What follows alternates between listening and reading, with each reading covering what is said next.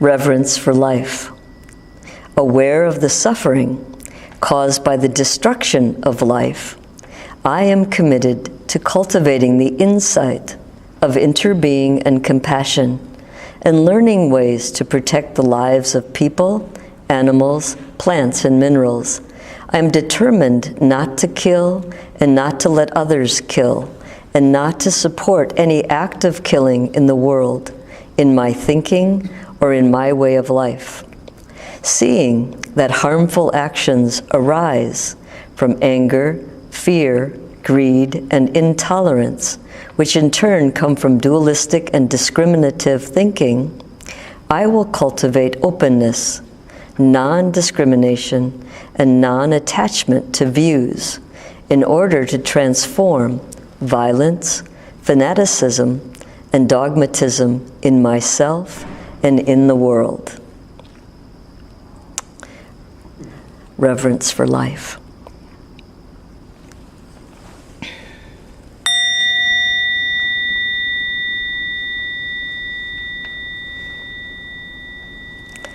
The second mindfulness training is true happiness. Aware of the suffering caused by exploitation, social injustice, stealing, and oppression, I am committed to practicing generosity in my thinking, speaking, and acting. I am determined not to steal and not to possess anything that should belong to others, and I will share my time, energy, and material resources with those who are in need. I will practice looking deeply to see that the happiness and suffering of others are not separate from my own happiness and suffering. That true happiness is not possible without understanding and compassion, and that running after wealth, fame, power, and sensual pleasures cannot bring cannot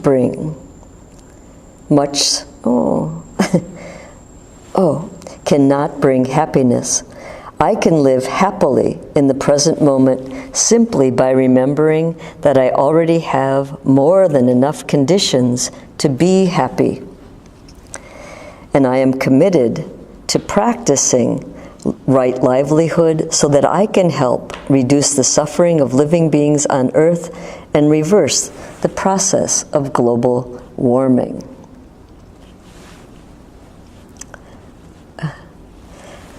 I keep thinking this is it's a computer, not a touch thing. There we go. Oh, that was the second mindfulness training, true happiness. The third mindfulness training is true love. Aware of the suffering caused by sexual misconduct, I am committed to cultivating responsibility and learning ways to protect the safety and the integrity of individuals, couples, families, and society, knowing that sexual desire is not love, and that sexual activity motivated by craving always harms myself as well as others. I am determined not to engage in sexual relations without true love and a deep, long-term commitment made known to my family and friends. I will do everything in my power to protect children from sexual abuse and to prevent couples and families from being broken by sexual misconduct. Seeing that body and mind are one, I am committed to learning appropriate ways to take care of my sexual energy and cultivate loving kindness, compassion, joy, and inclusiveness, which are the four basic elements of true love, for my greater happiness and the greater happiness of others. Practicing true love, we know that we will continue beautifully into the future.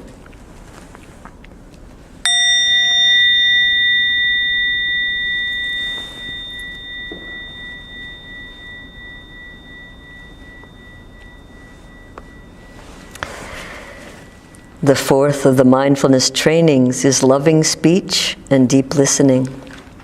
Aware of the suffering caused by unmindful speech and the inability to listen to others, I am committed to cultivating loving speech and compassionate listening in order to relieve suffering and to promote reconciliation and peace in myself and among other people, ethnic and religious groups, and nations. Knowing that words can create happiness or suffering, I am committed to speaking truthfully, using words that inspire confidence, joy, and hope. When anger is manifesting in me, I am determined not to speak. I will practice mindful breathing and walking in order to recognize and to look deeply into my anger. I know that the roots of anger can be found in my wrong perceptions and lack of understanding of the suffering in myself and in other person. I will speak and listen in ways that can help myself and others to transform suffering and to see the way out of difficult situations. I am determined not to spread news that I do not know to be certain, and not to offer words that can cause division or discord. I will practice right diligence to nourish my capacity for understanding, love, joy, and inclusiveness, and gradually transform anger, violence, and fear that lie deep in my consciousness.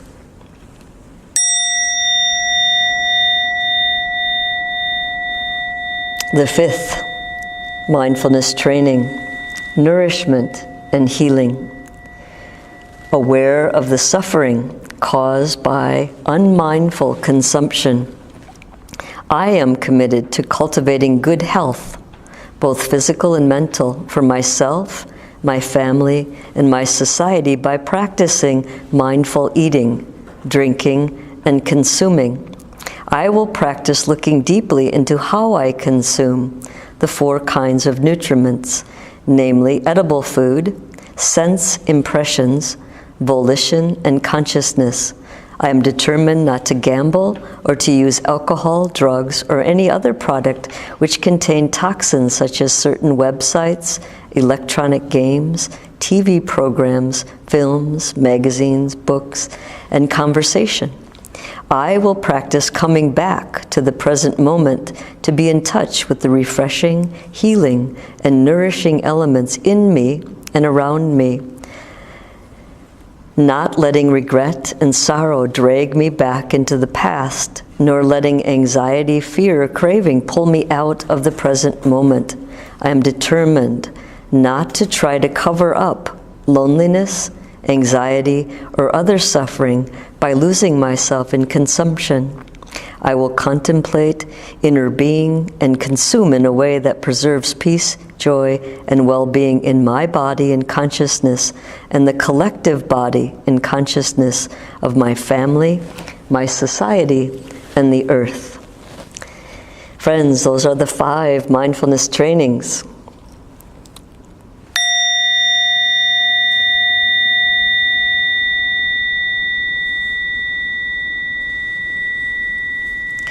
Each of them begin with aware of the suffering. Did you notice that? It's being aware of suffering that compassion rises. So when we see our son or daughter suffering, we're aware of their suffering, compassion arises. So you have to be aware of the suffering that surrounds us. I do not typically read any newspapers or am I on the web by myself. It's one of my precepts, because at any moment when you're on the web, things can pop up that stick in your mind that just sort of really distract you. I remember, I was one of the very few people who have never heard Donald Trump's voice. And I remember somewhere in November, I was on Amazon, and poof, this thing pops up, and it's Donald Trump. And he's like there's something, was like promoting something, and I didn't even try. Do you know what I mean? It just popped up into my screen. And I was able to just press the X and it went away. But we have monks and nuns that get lost in the web and they end up on porn. It just happens. It sounds terrible, But these are people I know and love, and they just get swept away by not taking care of their own sexual energy. You know, if you're a monk or a nun, doesn't mean you don't have sexual energy. You know how to take care of it. And so it's just, we're so vulnerable in what we consume, you know, especially through our sense impressions. It's just like what we see, what we hear, what we taste, and what we touch can really influence how we are. Really influence. And so by limiting yourself to things that, by choosing not to engage in different things that, like my mom would read novels that had a lot of sexual misconduct in them. You know, one time she said, oh, this is a really good one, and she gave it to read. I like to read. And it was, I'm like, Mom, this is awful. And she goes, well, it's no harm. I'm not going to engage in some, sexual misconduct. I said, I know, but what happens is that it starts to loosen the sort of ethical fibers that you have inside. You're beginning to be tolerant by listening and reading these like pretty explicit kind of ridiculous scenarios. And as that happens, it loosens the fiber of your own ethical sort of beliefs. And you think, well, there's nothing wrong with it, but it does. It just does. And also what that does is sort of, we put those drops in our thoughts into the bucket that we call our world. Everybody's contributing with their thoughts, with their words, and with their actions. And so when you let your thoughts entertain these, you know, there's killing, there's sexual misconduct, I mean, there's stealing, there's all this stuff going on in my mom. This is a really good book. And I'm like, wow. Yeah, so we have to think about it. What are we doing? You know, is it just helpful because what the heck, you know what I mean? But just like sticking with it. And I really like how we use our speech to be loving. Like, don't say anything unless it's going to be of benefit to someone else. It'd be so hard. We would be a lot quieter choosing your words like that. So I find these 5 mindfulness trainings, and what I was going to do is just send the link to Cleo, who I know has all your email addresses, and you can see these yourself. And every time you read them, you'll be placing a deeper root in your mental continuum, if you want to. And if you don't want to, you just sort of pass that by. But if you think about this is one person's idea of sort of global harmony, you can contribute just by entertaining these 5 mindfulness trainings. I just think that's awesome. I was all behind that, you know. And to be able to transmit them, I had to stand in front of all these people. And at that time, I wasn't wearing brown. You know, my whole life sort of changed. You know, I'm still a Tibetan Buddhist, but right now I'm living in a Zen monastery, and I'm practicing Zen because that's also part of my lineage. So, but when I stood in front of all these people, I'm in yellow and red, which for them is like really bright colors, you know what I mean? So I just like stood out, and it was just sort of embarrassing. So, Jordan, what is Zen? What is Zen? Yeah, what is Zen? So all different, so Buddha taught in India, and when the teaching spread from India to different places, the teachings that went to Japan, that went to Malaysia, that went to Vietnam, that went to that sort of area, became known as Zen Buddhism. And they took the teachings and they sort of culturally followed what was appropriate. So in these particular places, they're not like a lot of hoopla. So there's like one statue, one cloth, and one stick of incense. Tibetan Buddhism is many pictures and colors and bowls and statues and lots of stuff. You know what I mean? That's the teachings that went to Tibet, and culturally that's really appropriate because it just is, sort of. So Zen Buddhism has 2 flavors, Mahayana and Hinayana. Mahayana is the lineage I'm in, and that means we work for the welfare of all living beings, which is the same lineage I was as a Tibetan Mahayanist. So they just blend. Yeah. So don't worry. It just is. I just sort of something. So to end tonight, I'm going to ask you to all lay down and spread out. And I don't know if we can make the lights lesser. I don't know how it works. I was going to test that out, but it was daytime, so I couldn't tell.